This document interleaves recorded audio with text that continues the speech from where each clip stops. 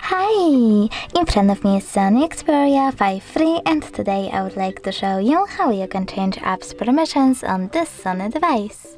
Firstly, open Settings and tap on Apps and Notifications. Then choose Advanced, go into App Permissions and pick one of your device's features, like Location. Then pick one of your apps, like for example Photos, and select one of those options. Allow only while using the app, ask every time, or deny. I will go with allow only while using, so when I go back, I can see that Photos gained access to this device location if I'm using them. But you can also click on one of your apps, select See all Chrome's permissions over here, and manage all of them for this app from here. Thanks so much for watching. If you enjoyed this video, leave a like, comment and subscribe. Bye!